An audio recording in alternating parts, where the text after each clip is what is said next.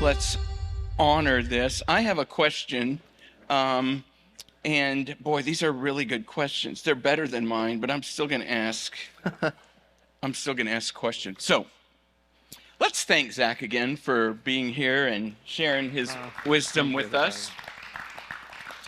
And it looks like your conversation with us brought up some good points and good questions in people's minds. And the one that just jumps out at me right now here, there's a couple of them along this line, is speaking practically, what does a pause to rest look like? Let me narrow that question down just a little bit. What does it look like for you? How do you do that?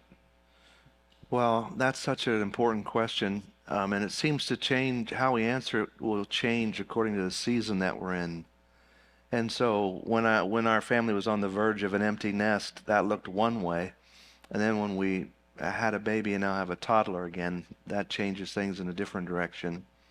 And so, but this one way to think of it is we start with we need a day in 7.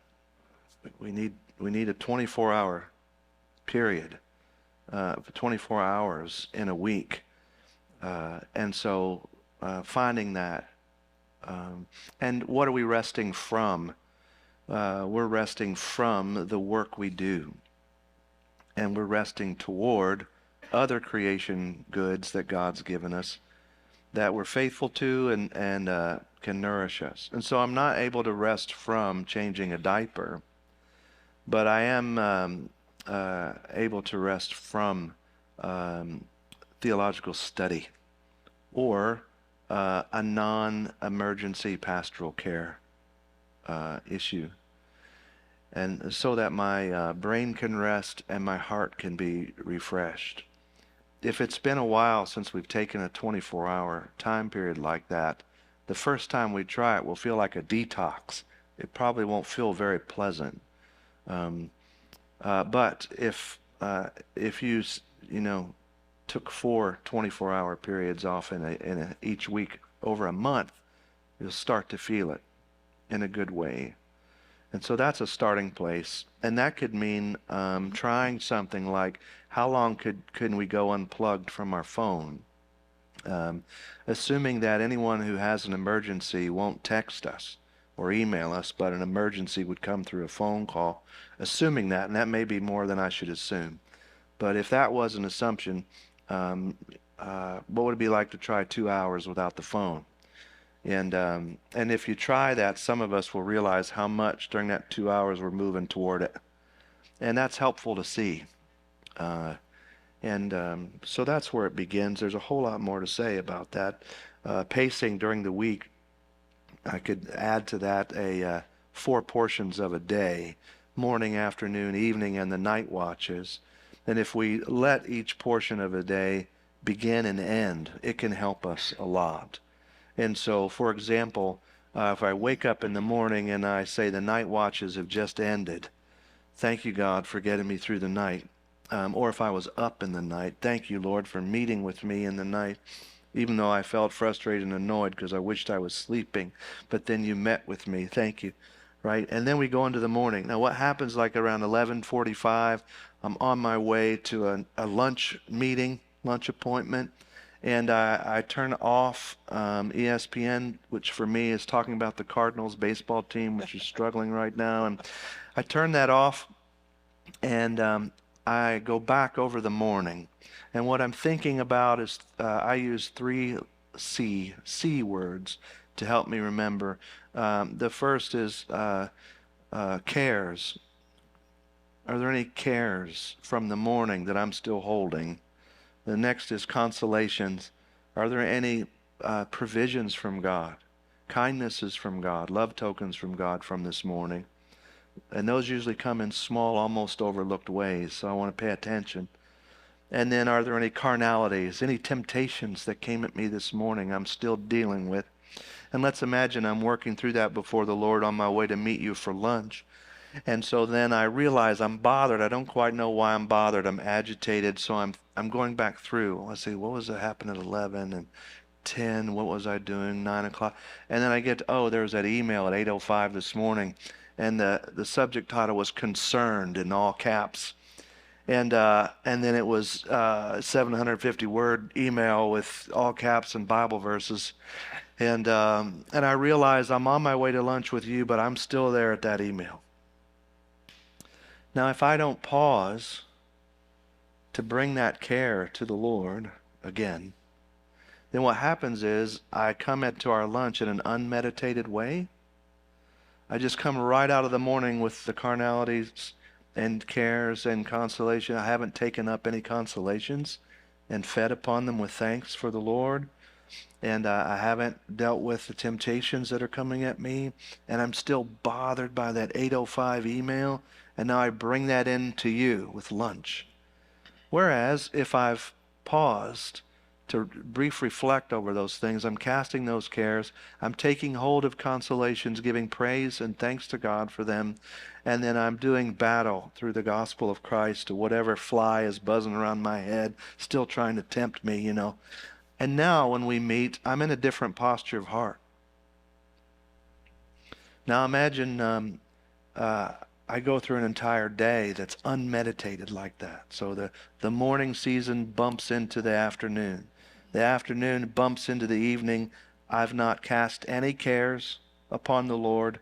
I've not dealt with the actual temptations coming at me, and I've had no gratitude for any little good that God's given.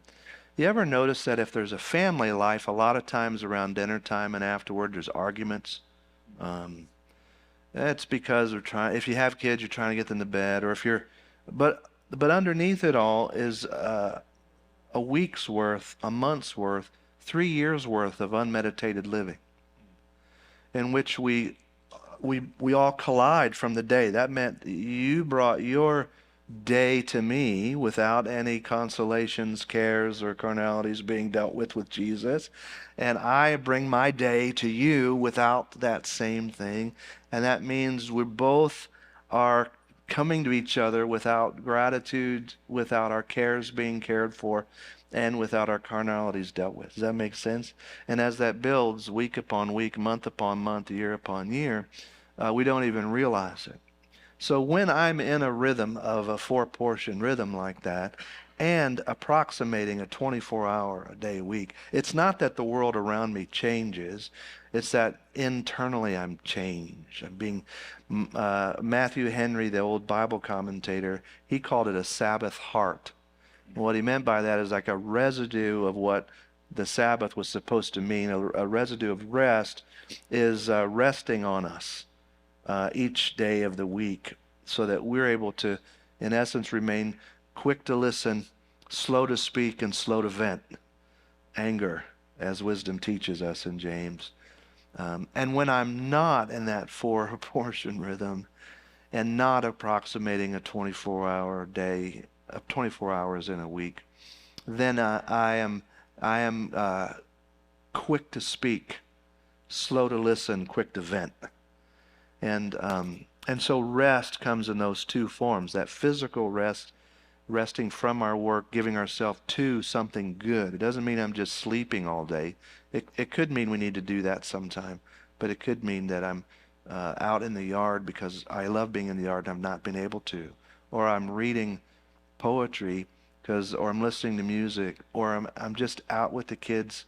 Whatever it is, I'm resting toward goods that's God's given. When that's happening and a 4-portion day rhythm's happening, I'm in a much better shape internally. And when it's not happening, I don't realize it, but eventually something shows me, oh, I am really out of rhythm. Here I am. That's fantastic. And in fact, I noticed something in our interaction lining up this morning. I had sent you an email, and I think it's part of your header. Not header. What do they call the thing in an email? Your automatic signature or whatever. It was something like, you probably know the wording, but it was along the lines of, I get to email when I get to email, basically, and it's not the first priority of my day. And I thought, man, I want to be like that. Yeah. So. Well, it's really difficult to do that without a culture a church culture that understands what that is. I think when I first tried to talk like that early on, it just bombed. No, people thought thought that was lazy. Um, didn't have a biblical frame for pause in order to keep going, or pacing things, or the sense that we're human beings who can't we can't people don't recognize when they write to the pastor or a ministry leader that they're not the only ones writing to the pastor or the ministry leader. They forget that, and so they feel as though they're the only one reaching out to you, and you just can't get to everyone quickly. And most things are not emergencies, even though a person might feel that it is. And so, yeah, but with a culture in which we've developed this way of thinking, it's part of our DNA by now and all that, then I can have, and at the bottom of the email, it just says that I'm so glad you wrote to me. I'm looking forward to responding. Email is not my first priority of a day. If this is an emergency, here's the number. Otherwise, I'll get back with you as soon as I can. And so depending on that email, that just lets people know I am here and responding. But it's sort of like being an ER nurse or something. Everyone's coming in there, and you have to determine where the priority is. It's something like that with an email. And those who have genuine emergencies will call.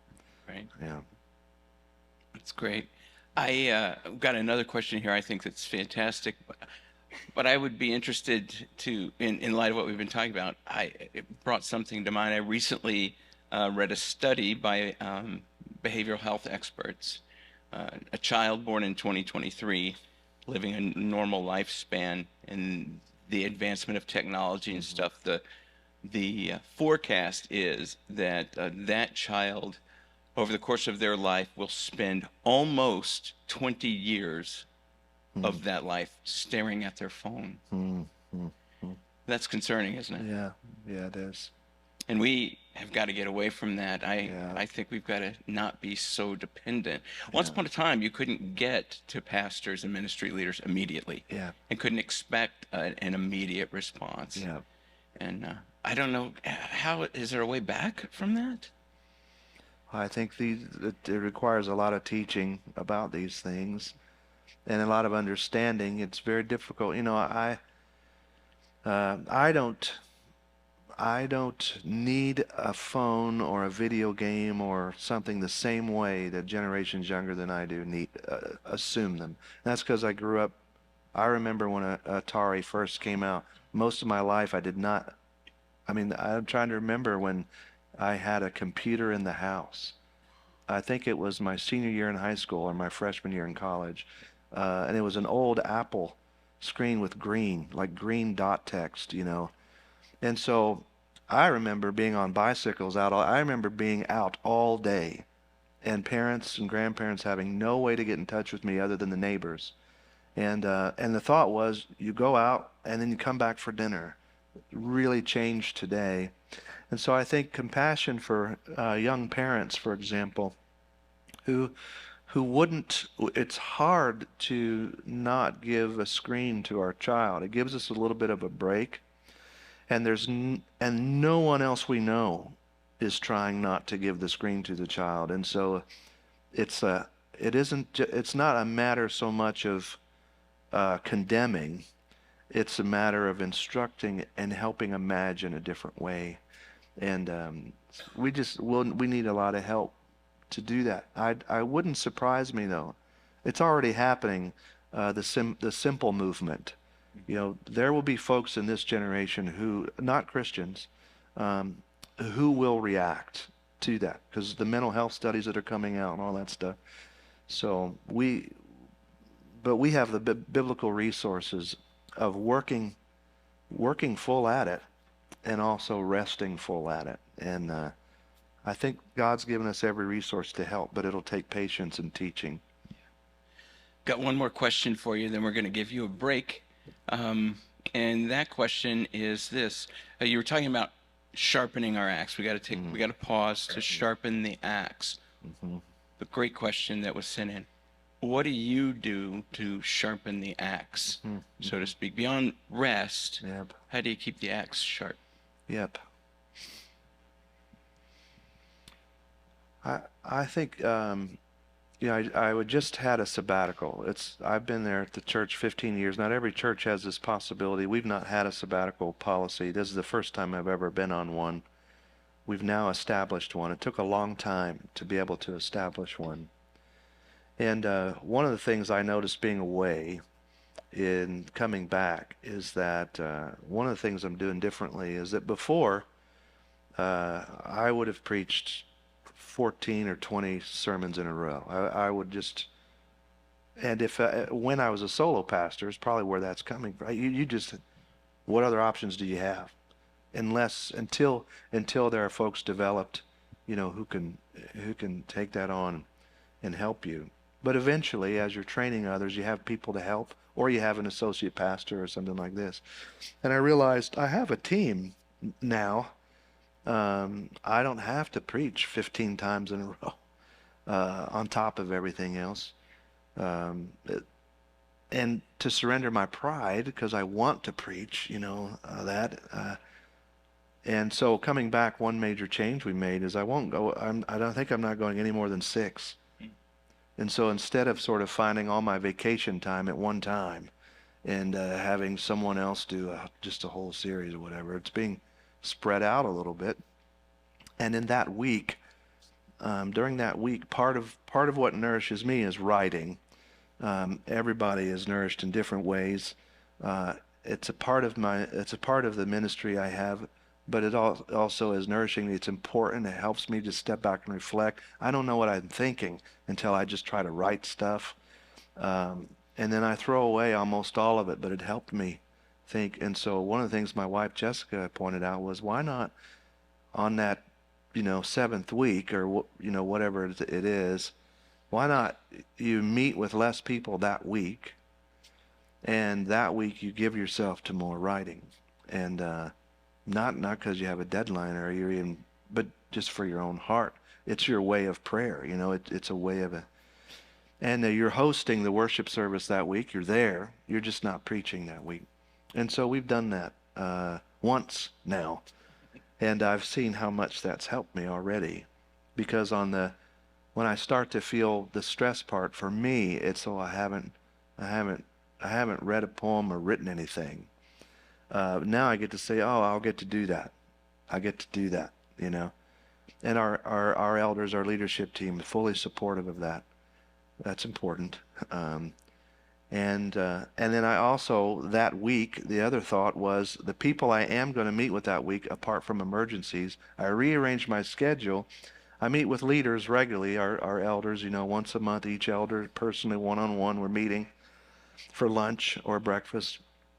And so that week I have rearranged to schedule the most nourishing, mutual nourishing people to meet with. Yeah. That's how I meet with that week.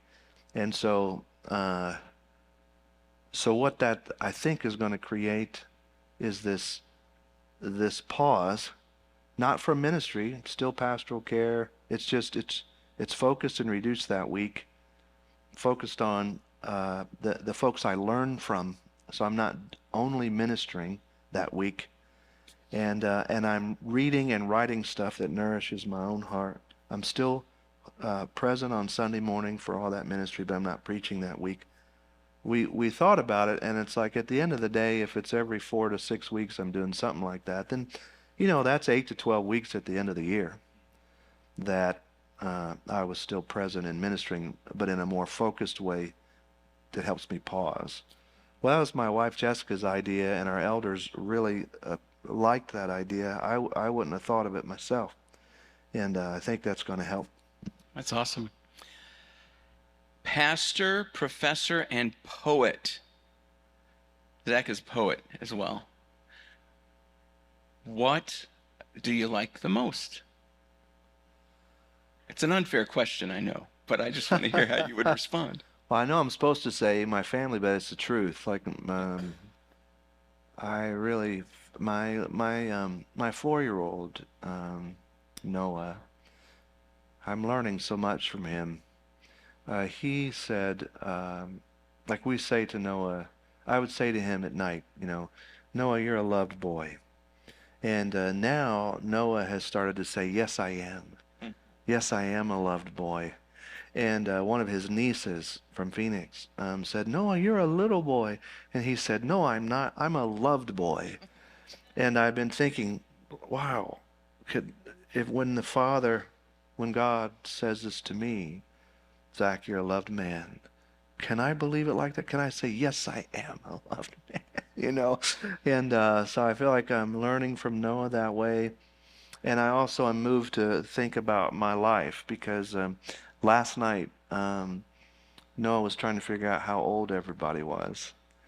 And I heard him say to Jessica, Daddy's 7 or something like this. And Jessica said, no, Daddy's 54.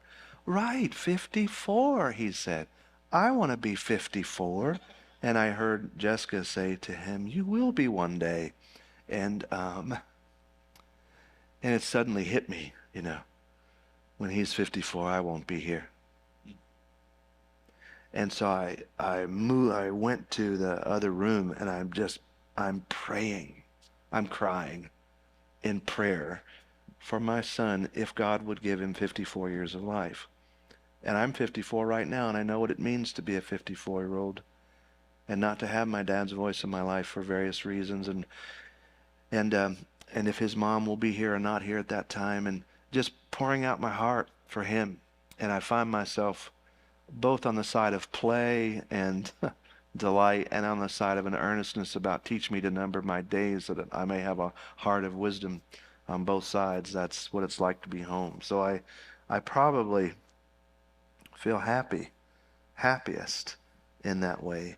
I usually think I don't like being a pastor. That sounds strange, but I usually think I don't really like being a pastor.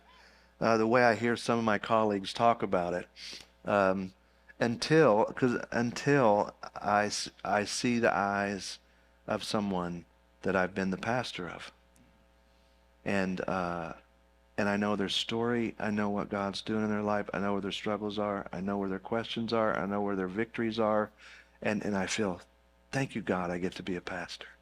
But when I lose sight of the eye contact of individual stories, I'm like, whew, I don't know. I could do something else. But then turns out I can't.